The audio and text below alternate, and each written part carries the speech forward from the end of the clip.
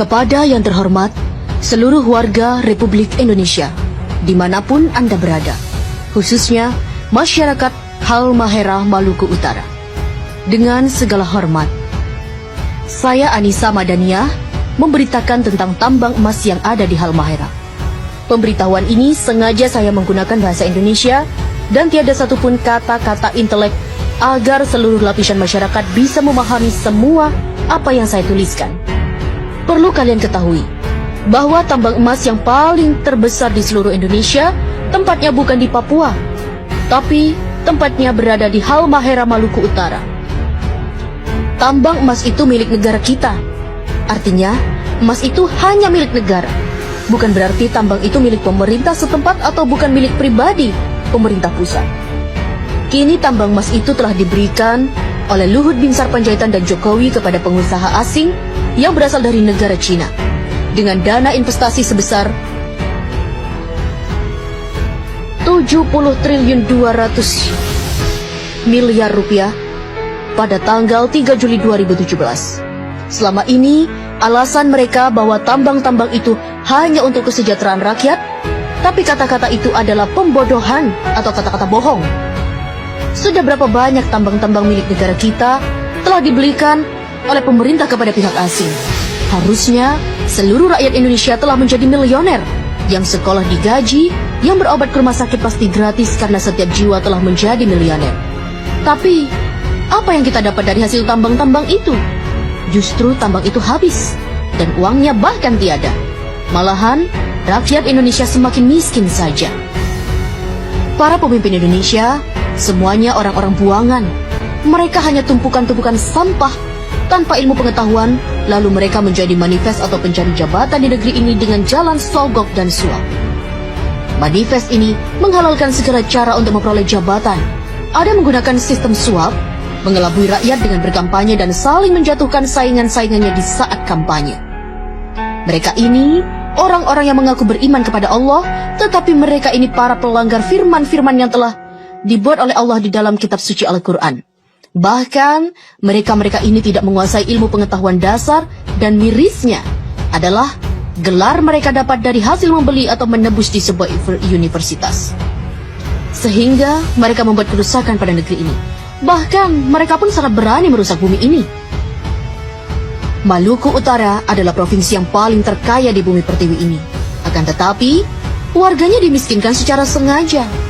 Wahai saudaraku, ketahuilah oleh dirimu bahwa Maluku Utara adalah provinsi termiskin se-Indonesia karena pemerintah pusat dan gubernur daripada serta wali kota Maluku Utara yang sengaja memiskinkan warga di sana.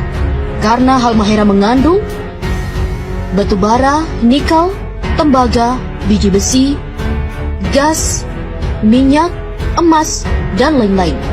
Tambang emas di Halmahera potensinya lebih dari 5 kali lipat dari tambang emas yang ada di Papua milik Freeport. Tambang emas di Halmahera dirampok secara legal melalui pemerintah pusat, dan tambang itu dirampok oleh PT Nusa Halmahera Minerals dan PT Sanatova. Lokasi tambang tersebut di kota Tidore dikuasai oleh PT Satanova di Kecamatan Obat Tengah dan diberi jatah eksploitasi seluas 9.000 hektar. Dan potensi emas nggak bisa ditebak karena emas betat itu sangatlah banyak jumlahnya. Di bagian selatan Gosowong, Maluku Utara, dikelola oleh PT Nusantara Nusa Halmahera Mineral. Pada tahun 2016, mereka berhasil mengantongi emas seberat 10 ton di Pulau Bacan, di Obi, dan di Kiowa.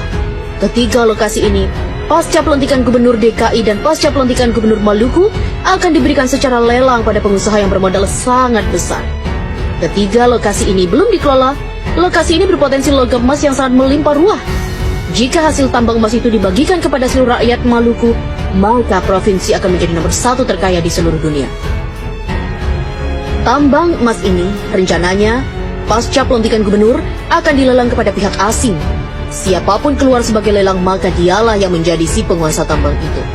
Presiden, Wapres, Menteri, KPK, BIN, MPR, DPR, Gubernur hanya mampu menghabiskan seluruh tambang-tambang yang ada di seluruh wilayah NKRI.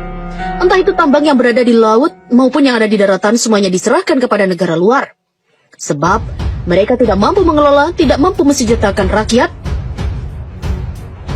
karena mereka bukanlah para pemimpin, tapi mereka hanya mampu mensejahterakan dirinya dan keluarga, partainya, dan pengusaha asing karena mereka adalah para pengkhianat negara dan mereka adalah perampok yang sesungguhnya. Wahai saudaraku, apabila Presiden Republik Indonesia dan rombongannya mengunjungi provinsimu, itu tandanya sumber daya alam yang ada di sana akan segera dirampok untuk diberikan kepada negara adidaya dan uangnya hanya untuk mereka-mereka saja. Bahkan mereka selalu berhutang pada negara lain dan bahkan mereka mencari para investor asing sebanyak-banyaknya. Hal ini bertujuan hanya mencari kekayaan pribadi mumpung mereka masih menjabat sebagai yang disebut di atas. Saya Anissa Madania, putri Indonesia yang tidak takut terpenjara dan tidak pernah takut untuk mati. Wassalam. Mohon diviralkan biar sampai ke tangan para pejabat yang amanah. Dan bahkan mereka-mereka ini tidak menguasai ilmu pengetahuan dasar dan mirisnya adalah gelar mereka dapat dari hasil membeli atau menebus di sebuah universitas. Sehingga mereka